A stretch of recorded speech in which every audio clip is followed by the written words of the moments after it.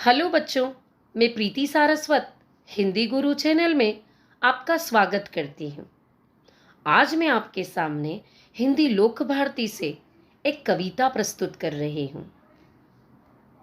बच्चों, आज हम जो कविता पढ़ने वाले हैं उसका नाम है बरसही जलद और इस कविता के कवि का नाम है गोस्वामी तुलसीदास।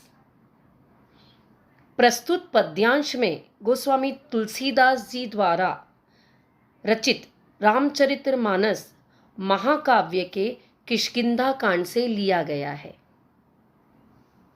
इसमें गोस्वामी तुलसीदास जी ने वर्षा ऋतु में होने वाले परिवर्तन का वर्णन किया है, साथ ही साथ समाज की स्थिति व समाज में व्याप्त गुणों व दुर्गुणों को भी दर्शाया है।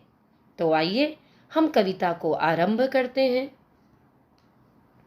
घन घमंड नभ गरजत घोरा, प्रिया हीन डरपत मन मोरा। दामिनी दमक रहही घन माही, खल कै प्रीति जथा थिर नाही। बरसहि जलद भूमि नियराए, जथा नवहि बुध विद्या पाए। बूंद अघात सहही गिरि कैसे, खल के वचन संत सह जैसे। अब हम इन पंक्तियों को विस्तार से देखते हैं।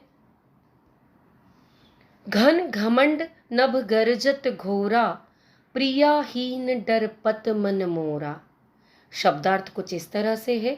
घन यानी बादल, प्रिया यहाँ पर अर्थ होगा सीता, हीन अर्थात के बिना, मोरा अर्थात मेरा। आइए भावार्थ देखते हैं। तुलसीदास जी कहते हैं कि भगवान श्री राम अपने भाई लक्ष्मण से कह रहे हैं कि हे लक्ष्मण, आकाश में बादल घमंड के साथ घोर गर्जना कर रहे हैं। ऐसे में प्रिया अर्थात सीता के बिना मेरा मन डर रहा है। दामिनी दमक रहही घन माही, खल के प्रीति जथा थिर नाही। शब्दार्थ कुछ इस तरह से है। दामिनी अर्थात बिजली, दमक अर्थात चमक, घन अर्थात बादल और खल अर्थात दुष्ट, थिर अर्थात स्थिर। हे लक्ष्मण, बिजली रह रहकर बादलों के बीच चमक रही है।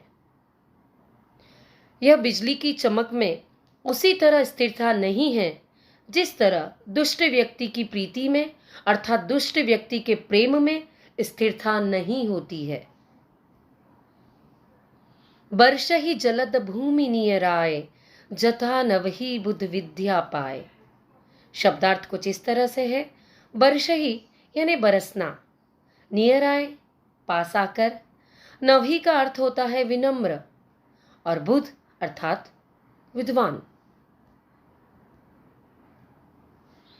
तुलसीदास जी कहते हैं कि भगवान श्री राम अपने भाई लक्ष्मण से कह रहे हैं, हे लक्ष्मण, बादल धरती के पास आकर ऐसी वर्षा कर रहे हैं जैसे कोई विद्वान व्यक्ति ज्ञान प्राप्त होने पर विनम्र होकर झुक जाता है।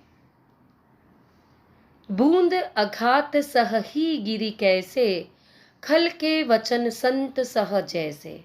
शब्दार्थ कुछ इस तरह से है। अघात, अघात का अर्थ होता है प्रहार सहन करना। खल, खल यानी दुष्ट व्यक्ति। हे लक्ष्मण, वर्षा की बूंदें पहाड़ पर आघात कर रही है, लेकिन पहाड़ उस आघात को वैसे ही सहन कर रहा है जैसे संत व्यक्ति दुष्ट व्यक्तियों की बातों को सहन कर लेते हैं।